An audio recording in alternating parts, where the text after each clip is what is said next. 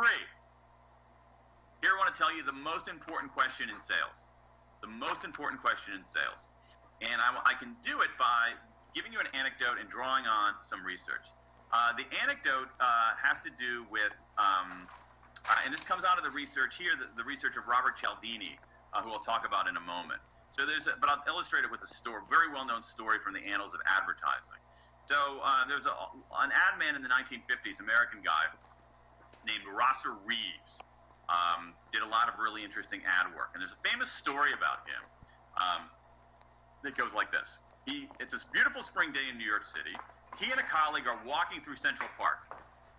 They're walking through Central Park, this gorgeous, beautiful spring day, and they see a man like this, down on his luck, begging for money. He has a little cup, but he's not making a lot of money. Next to him is a cardboard sign that says, "I am blind. I am blind." And as the story goes, Reeves says to his friend, I'll bet you that I can add 4 words to this sign to dramatically increase the amount of money this guy is getting in his cup. Okay? So as the story goes, they make the bet. Reeves goes and takes a magic marker,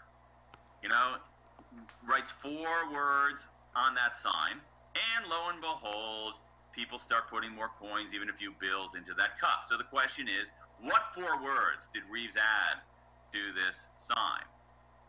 Give you a minute to think about it.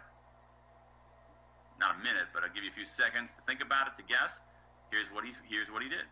He added, "It is springtime and." Why is that important? It's important because it triggers the most important question in sales, which is compared to what? Compared to what? When the folks walking around there saw the person who wasn't in very good shape, they had some empathy, but that wasn't enough to get them to act. What got them to act was the comparison, saying, and that's what "It is springtime and" achieved. It got them to say, well, wait a second. Oh, I'm sad that he's blind. Oh my gosh, he's blind on this beautiful spring day.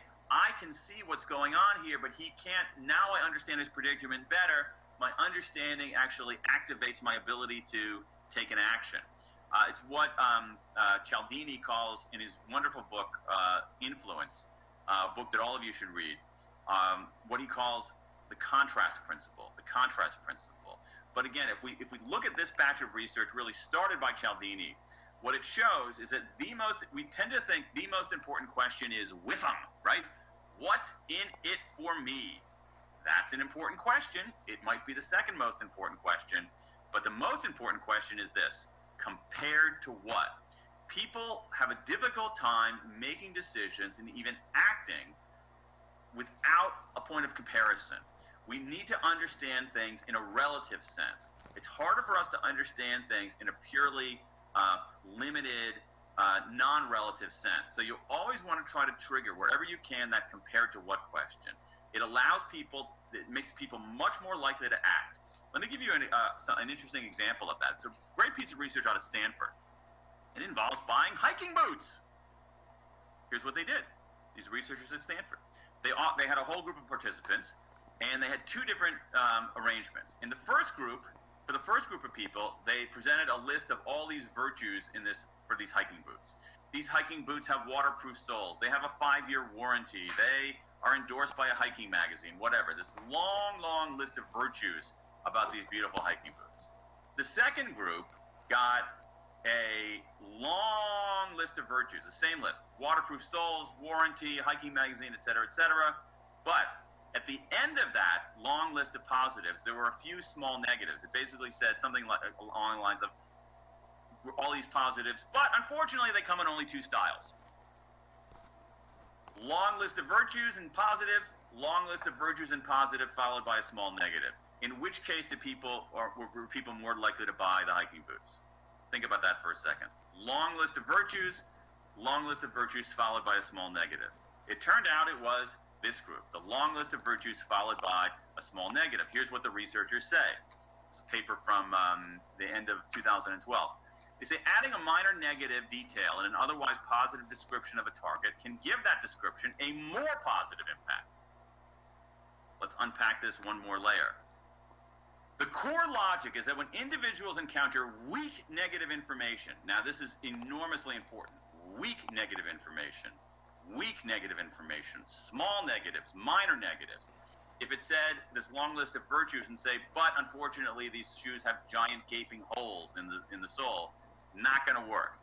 It's weak negative information after already having received positive information. The weak negative information ironically highlights or increases the salience of the positive information. Okay, what does that mean? Here's the thing. In this long list of virtues, there isn't a compared to what question. It's in a vacuum in a way. It's appealing because it's so virtuous and so positive, but it's in a vacuum. Here you have a built-in compared to what question. Long list of virtues and this list and these negatives. Oh, the compared to what question is triggered, and it operates almost like a little flashlight to shine a light on that long list of positives. So the negative gives you the contrast, but the contrast is actually persuasive because it's so overwhelmingly positive. Activates the minor negative at the end, activates the compared to what question. That operates like a flashlight that shines a shinier light onto the positives. So the big takeaway here is that small, honest blemishes, okay? They have to be small, they have to be honest, on otherwise strong offerings can increase their attractiveness. And our tendency sometimes is to try to, let's keep this. You have an offering, it's really, really good, but it's not perfect. There's a tiny negative. Oh, I'm not going to say anything about that. Hope it doesn't come up.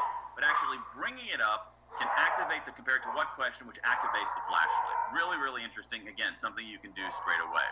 Let's talk about another example of this. This is a very famous study, and I want to store. They offered they had a little booth at the grocery store. In the first week, they offered shoppers 24 varieties of jam. In the second one, and the idea that they would taste it and then buy the jam.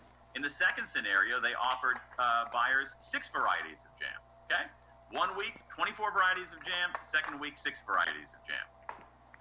Okay? And the idea is a taster, like at a grocery store. This is delicious. I think I'm going to buy some.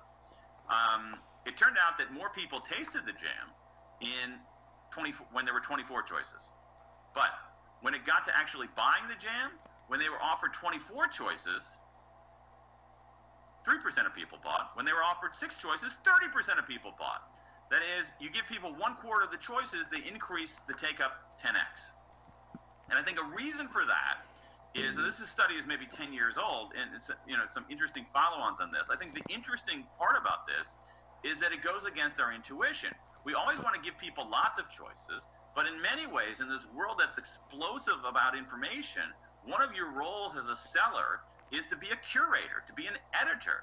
In the same way that an editor selects what articles go into a newspaper, a museum curator decides which pieces of art people are going to actually see, that reducing choices can increase acceptance. And the reason that the 24 varieties, or at least a reason why 24 varieties didn't get many people to buy, is that the compared to what question went haywire. They taste this variety of jam. Lemon is delicious. Oh, there's boysenberry? That's awesome too.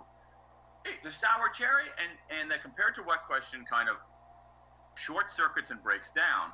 And so, in many cases, one of your top jobs as a seller is to curate, to edit down. That's partly because people are overwhelmed by choices, by information, but it's also because there is a lot of evidence showing that reducing choices can increase acceptance. Reducing choices can increase acceptance.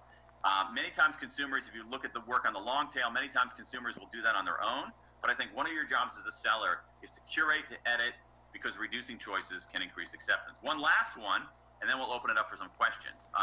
This has to do with a really great product here. I have it right here with me.